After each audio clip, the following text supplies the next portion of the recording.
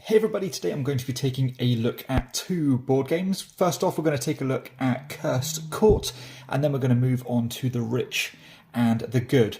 Now, before I share my thoughts on these two games, I want to give a shout out to the show sponsor, KIENDA.co.uk, who are my go-to online retailer, and if you use the link in the show notes or the QR code, then you can get 5% off your first order.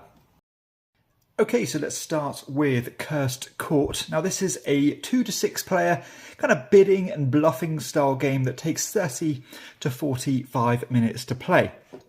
Now the objective of this game is to get as many points as you can by correctly predicting which of these characters on this board are in play. So you can see here that you have a 3 by 3 grid, and on your turn you'll be placing your chips along with your kind of marker to guess which kind of orientation of these characters will appear during the round. So you can bet on particular character cards being in the mix.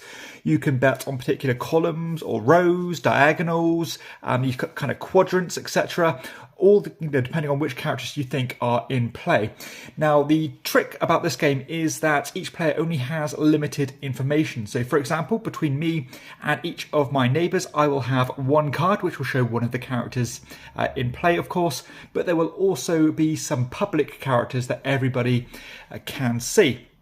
Now, you're going to get rewarded points based on different things. So, for example, the likelihood of these characters appearing, the less likely that is, the more points you're going to get. So, for example, if you're betting on, a quadrant with there being 4 characters, that's going to be more points than predicting if there's just one character in the mix. But if you say bet on one character and there's 4 kind of duplicates of that character in the mix, then that's going to offer you more points as well. So, tons of different things you can do here.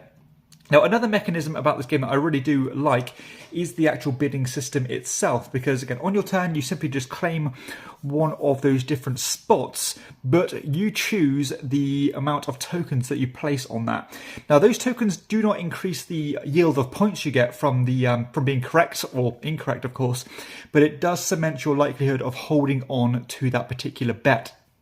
So, for example, say I bet 4 tokens that this character here was in play. In order for somebody else to kick me off that spot, they would have to give up double the amount of tokens. So it would have to be 8 tokens to kick me off. And as you can imagine, you can try to leverage those bids quite carefully and weight them on how sure you are on certain orientations of these characters appearing.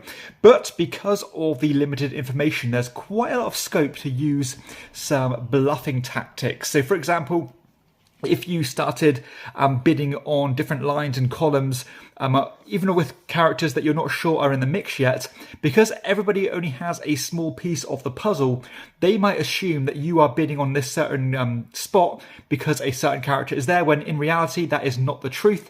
So therefore they might think, you know what, I'm going to kick them off that spot because I know these other characters are in the mix, and I'm going to give up, half of my tokens in order to do that, when in reality that was a complete bluff, and you've just forced them to waste all of their tokens, and then you can zigzag and go somewhere else on the board. I like the way that you only start with 20 tokens, so you do have to pace yourself quite carefully and bear in mind that the information is drip fed to you. So not only are you given those cards at the beginning of the game, each round a new card will come out so that more information is again fed to all those players. And of course, if you are certain on something, you can bid 11 tokens, therefore that nobody can kick you off that spot at all, because they would have to double you, and you cannot double 11 with just 20 tokens. So sometimes you need to know, when to hedge your bets, know when to go all in on a certain spot, because sometimes you can escape around without getting many points at all, and sometimes it can go in your favour, and you can make it out with quite a few points. So there's kind of this gambling aspect going on, this big hit or miss thing going on. But I like the way that it's all boiled down into a very pure and clean design of just bidding on these different spots. And of course you could be kicked off, but generally you're going to go around in a circular fashion and place your bid. So it's quite nice. It's got a good tempo to it. There's not much downtime, and you're generally always engaged and trying to look what other people are doing to see if you can kind of depict or kind of extract information from their bids that you are not privy to. So all in all, this is a very enjoyable and fun, light game that definitely tailors towards the higher player count. So the box does say 2 to 6 players, I would maybe deem that as a bit misleading. Yes, you can play it with those player counts. 2 players, I would not even entertain. 3 players, it's a stretch. It does just about work. It starts to really kick into gear when it gets to that 4, 5, or 6 player count, because again, everybody has that smaller piece of the puzzle, meaning that there's more scope for bluffing, which is definitely where the fun is here. So yeah, all in all, this is a game that's definitely flown under the radar under the years. And this one did actually feature on my recent top 10 video, my top 10 games that should have been mega hits. Because I think this game has a lot of ingredients that could have been immensely successful because of its accessibility, because of its ease of play, and just fun nature, or fun factor, I should say. I suppose there are a few things that that do hinder it a bit. Number one being that limited player count, and you do want that 4, 5, or 6 players. And number 2, it is quite an expensive game to acquire. So for example, you are looking around £50 to pick this one up, and for a light game, that's probably not ideal, which I probably think has played quite a big part in determining whether this game did take off in the first place. I think your lighter games, you generally want them to be on the lower end of the pay points, whereas this one was quite expensive for what you get. Now, don't get me wrong, the production is absolutely lovely. It's really high quality components, lovely plastic clay markers and tokens, a really polished product. But again, it is a light game in contrast to that. Now, the graphic design is fine. I mean, I don't think the artwork is the best, not in terms of the actual quality of the artwork, but it just seems to be missing a bit of an identity, because all the different artwork on the characters looks like a bit of a mishmash of different styles, and it just looks like there's random people wearing cosplay fantasy outfits rather than being a cohesive kind of true to a certain period or a certain style. But that is a nitpick. Generally speaking, I'm happy with the production and the way it's put together. It feels a little bit jarring at times just by the look of it. But all in all, this is a really cool game when you are looking at those higher player counts with something that's not necessarily a party game, but has that kind of a fun feel to it, that fun factor. And it's party adjacent, I should say, rather than being a light throwaway style game. There's still some meat on the bones here. But all in all, this is definitely going to get a commendation from me. Again, that is on the condition that you are playing with at least 4 players. But this is definitely a game that's flown under the radar and is criminally underrated. Next up, I have The Rich and the Good. Now, this is a 2 to 5 player economic game that takes around 45 minutes to play. Now, the rule set of this game is super simple, where you're just simply buying and selling stocks and manipulating the stock market of these different commodities. You're buying low, selling high. It does, however, come with quite a significant twist, where if you are the player who has donated the least amount of money to charity throughout the game, you will be automatically disqualified from winning. So if you're familiar with games such as QE or High Society, this game has twists similar to that, but instead of not wanting to spend the most, this one you want to donate the most, which is of course hidden from the other players. Now, gameplay wise, all you're doing on your turn is that you are either buying or selling a number of these goods based on the current share price or the current market. And then you get an opportunity to stash a card away. And then you get this opportunity to manipulate the stock market.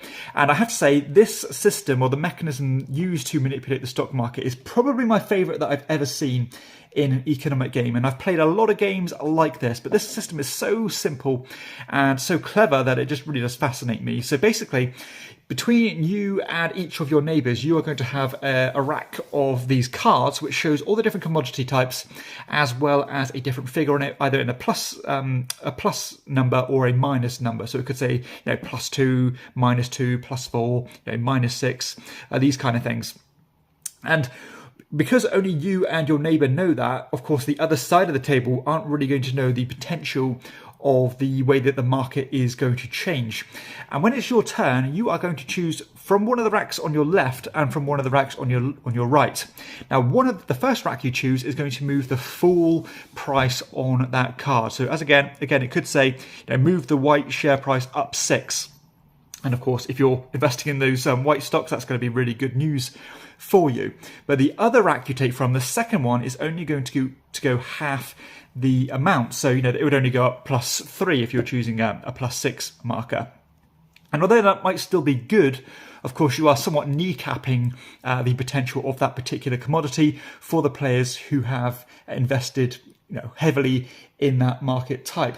But the fact that that market is that mechanism is so simply done, I just love the flow of it, and it's just very pure and unconvoluted. I really do like the way that it works, and it also adds a lot of pressure into getting the most out of each of your turns, because although the gameplay is simple here, it does actually put you under a lot of pressure in terms of prioritizing the actions that you want and almost getting into the head of your opponents, because if you know that your neighbor hasn't really invested much into a certain, let's say, the yellow commodity, you might think, they're probably going to choose that high negative yellow card soon.